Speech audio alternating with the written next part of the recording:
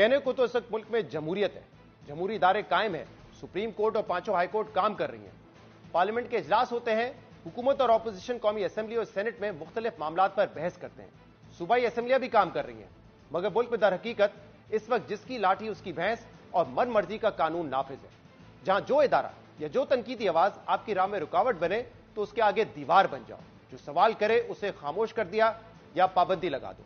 यही वो सूरत हाल है जिसका आज पाकिस्तान को सामना है। इलेक्शन का नतीजा अपनी मर्जी का ना आए तो फॉर्म 47 ले आओ, मीडिया तनकीद करे या सवाल करे तो पीका कानून में तरमीम कर दो, अदलिया से अपनी मर्जी के फैसले ना आए तो आइन में तरमीम कर दो, और इस सब में सहूलतकारी के लिए पार्लियामेंट को रबर स्टैंप की तरह इस्तेमाल करो।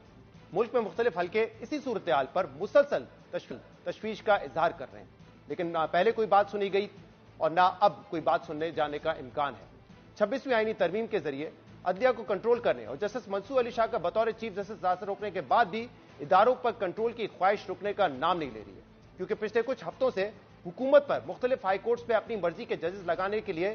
कोर्ट पैकिंग के इल्जाम तो लग रहे थे, जबकि अब हुकूमत पर इस्लामाबाद हाई कोर्ट में अपनी मर्जी का चीफ जस्टिस लाने के इल्जाम भी सामने आ रहे हैं। दूसरी तरफ हुकूमत इस पूरी सूरत हाल में बार बार अपने ही असूलों को तब्दील कर रही है, क्योंकि हुकूमत ने 26वीं आईनी तरमीम के जरिए सुप्रीम कोर्ट और हाई कोर्ट में सीनियरिटी का असूल खत्म करके 3 सीनियर जजेस में से एक को चीफ जस्टिस बनाने का असूल तय किया था। लेकिन अब हुकूमत पर यह इल्जाम है कि क्योंकि हुकूमत को इस्लामाबाद हाई कोर्ट के चीफ जस्टिस के लिए अपनी मर्जी का कोई जज नहीं मिला तो हुकूमत ने दूसरी हाई कोर्ट से जज ट्रांसफर करने का फैसला किया। और यह बिल्कुल वैसा ही मामला है जैसा पीडीएम हुकूमत ने साबिक चीफ जस्टिस उमर ता मदयाल के दौर में प्रैक्टिस एंड प्रोसीजर का कानून लाकर केसेस लगाने और बेंचेस बनाने का इख्तियार सुप्रीम कोर्ट के 3 सीनियर जजेस को दिया था, मगर जब साबिक चीफ जस्टिस काजी फाइज ईसा के दौर में मर्जी के बेंचेस बनाने में मुश्किल पेश आई तो हुकूमत ने फिर कानून बदल दिया और चीफ जस्टिस को जजेस की कमेटी में एक जज अपनी मर्जी का लगाने का इख्तियार दे दिया। यानी जिस हुकूमत ने चीफ जस्टिस से इख्तियार वापस लेने का फैसला किया था, उसी हुकूमत ने